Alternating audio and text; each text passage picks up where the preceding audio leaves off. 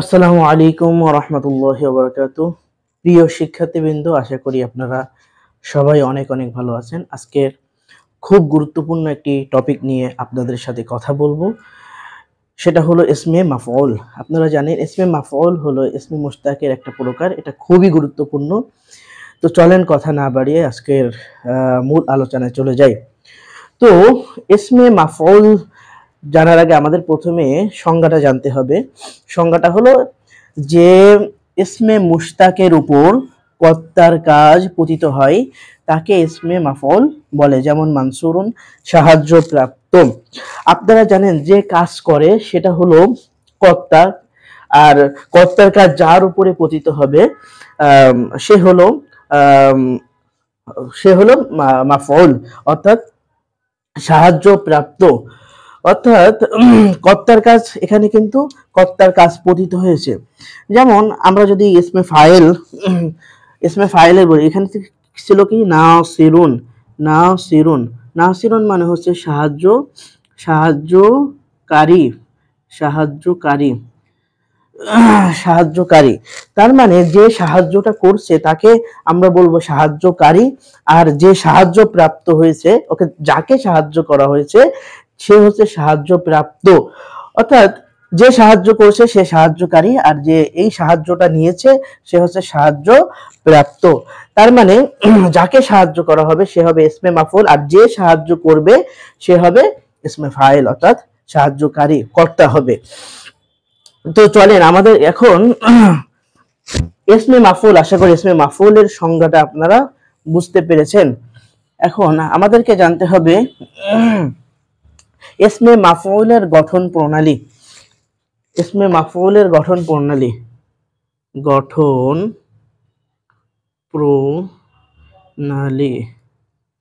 এটা মূলত দুই ভাবে গঠন করা যায়।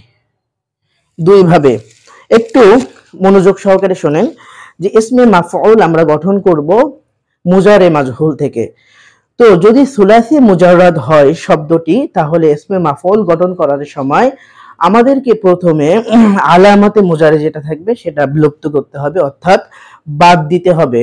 এরপরে ওই স্থানে একটা জবরযুক্ত মিম যুক্ত করতে হবে, এবং ফা কালিমাতে জজম, এবং আইন কালিমা এবং লাম কালিমার মাঝখানে একটা ওয়াও দিতে হবে, এবং শেষ কালিমা অর্থাৎ লাম কালিমাতে আপনার দুই পেজ দিলে ইসমে মাফউল গঠন হবে।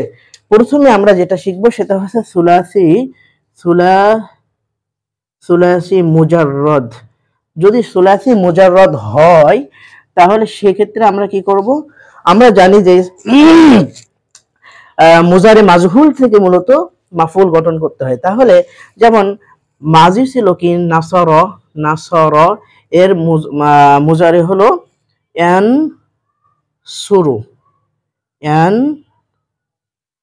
সুরু, আর এর মাজহুল তাহলে কি হবে?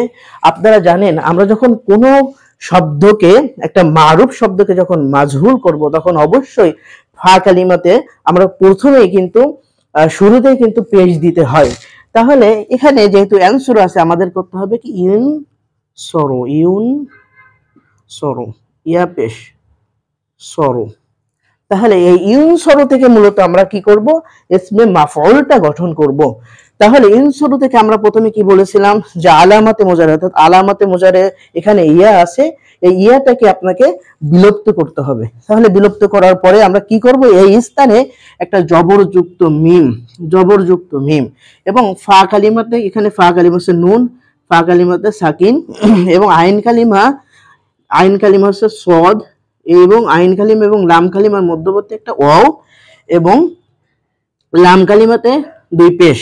তাহলে ওয়াও, আপনারা জানেন যে খালি আলিফ সবসময় জবর চাই, ওয়াও সবসময় পেশ চাই, এবং আপনার ইয়া সবসময় জের চাই। যেহেতু এখানে ওয়াও আছে তার মানে এর পূর্ববর্তী হরফকে কি দিতে হবে, পেশ দিতে হবে। আমি পেশ দিলাম, তাহলে মানসু, আর শেষে যদি দুই পেশ দিই তাহলে আমাদের ইসমে মাফউল গঠন করা হয়ে গেল। তাহলে আশা করি আপনারা এই গঠন প্রণালীটা একটু সুন্দর মতো, যতবার না বুঝবেন ততবার এইটা দেখবেন, আশা করি বুঝে যাবেন। আমাদেরকে কিন্তু এই গঠন প্রণালীগুলো খুব খুব ভালো করে আমাদেরকে শিখতে হবে।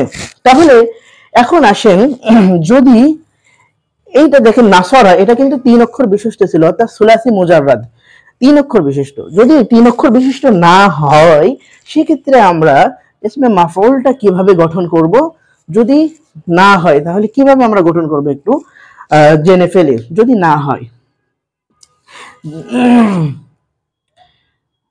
দেখেন আমরা এখানে একটা শব্দ লিখলাম ইজতানাবা, ইজতানাবা,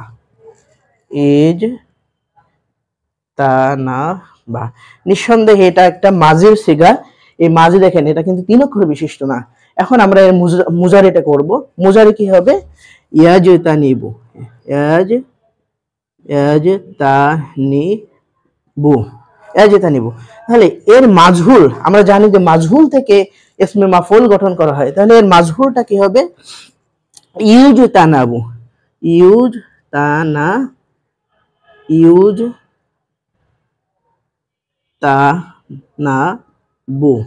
এখন কি হবে আমি একটু বলে রাখি, যদি সুলাসি মুজাররাদ না হয় সেক্ষেত্রে আমাকে আগে যেমন জবরযুক্ত মিম নিতে হয়েছিল, এখানে যদি সুলাসি মুজাররাদ না হয় সেক্ষেত্রে আমাকে পেশ যুক্ত মিম নিতে হবে এবং ফা কালিমাতে সাকিন দিতে হবে এবং আইন কালিমাতে জবর এবং লাম কালিমা, আইন কালিমাতে জবর এবং লাম কালিমাতে 2 পেশ দিলে গঠিত হবে ইসমে মাফউল। তাহলে আমরা নিয়ম অনুযায়ী আলামতে মুজারিটাকে, এখানে আলামতে মুজারি ইয়া আছে, ইয়াটাকে আমরা বিলুপ্ত করব, এর পরিবর্তে আমাদেরকে পেশ যুক্ত মিম নিতে হবে। তাহলে মিম পেশ, তারপরে আলামতে ফা কালিমাতে সাকিন দেব, জিম, আইন কালিমাতে আমরা জবর দিব এবং লাম কালিমাতে 2 পেশ। তাহলে হলো কি মুজতানাবুন। তাহলে মূলত শব্দটা ছিল মাজিতে ইজতানাবা, আমি এটাকে মুজারি করলাম ইয়াজতানিবু। এই মুজারি থেকে মূলত মাজহুল করলাম, আর এই মাজহুল থেকে মূলত গঠন করা হয় ইসমে মাফউল। আপনারা যদি একটু বুঝে পড়তে পারেন তাহলে আমি আশা করি যে এই ক্লাসটা আপনাদের জন্য একটি ইফেক্টেবল ক্লাস হবে। এটা কিন্তু ভাইভার জন্য খুবই খুবই গুরুত্বপূর্ণ। এই অধিকাংশ স্টুডেন্টের কাছে কিন্তু ইসমে মাফউল, ইসমে ফাইল, ইসমে জরফের সিগাগুলো জানতে চাই এবং অনেক সময় গঠন প্রণালীও কিন্তু জানতে চাই। এই গঠন প্রণালী অনুযায়ী যদি আপনারা একবার এটা মুখস্থ করতে পারেন তাহলে আমি আশাবাদী যে আপনারা এই সিগাগুলো আপনারা কখনো ভুলবেন না। তো আসেন ইসমে মাফউলের সিগা সম্পর্কে আমরা একটু জানি। ইসমে মাফউলের সিগা,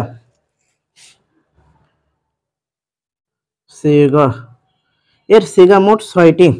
কি কি? মাফউলুন,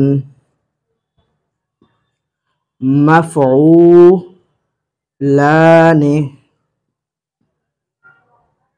মাফউলুনা, মাফউলাতুন, মাফউলাতানি,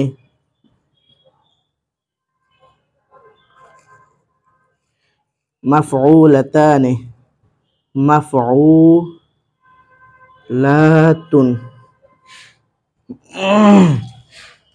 তাহলে এই সিগা 6টি একদম ঠুটস্থ করে ফেলবেন, মুখস্থ করে ফেলবেন। সেটা হলো মাফউলুন, মাফউলানি, মাফউলুনা, মাফউলাতুন, মাফউলাতানি, মাফউলাতুন। সবাই একটু ট্রাই করেন। মাফউলুন, মাফউলানি, মাফউলুনা, মাফউলাতুন, মাফউলাতানি, মাফউলাতুন। এখন আসেন এই 3টা হলো কি মুযাক্কার,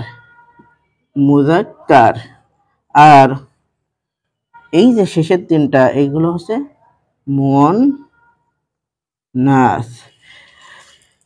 সে একজন পুরস্কৃত হলো, তারা 2জন পুরস্কৃত হলো, তারা সকল পুরস্কৃত হলো। সে একজন মহিলা কৃত হলো, তারা 2জন মহিলা কৃত হলো, তারা সকল মহিলা কৃত হলো। আপনারা মানসুরুন দিয়ে করবেন, মানসুরুন দিয়ে করবেন। তাহলে মানসুরুন, সে একজন পুরুষ সাহায্য প্রাপ্ত হলো। মানসুরানে, মানসুরুনা, মানসুরাতুন, মানসুরাতানি, মানসুরাতুন। তাহলে আশা করি ইসমে মাফউল নিয়ে আপনাদের কোনো প্রশ্ন আশা করি আর নাই। তো এই ক্লাসটা যদি ভালো লেগে থাকে অবশ্যই শেয়ার করবেন, লাইক দিবেন, কমেন্ট করবেন এবং এরকম ভিডিও পেতে অবশ্যই আমার পেজটা ফলো দিয়ে রাখবেন। সবার জন্য শুভকামনা রেখে এখানে আজকের ক্লাস শেষ করছি। আসসালামু আলাইকুম ওয়া রাহমাতুল্লাহি ওয়া বারাকাতুহু।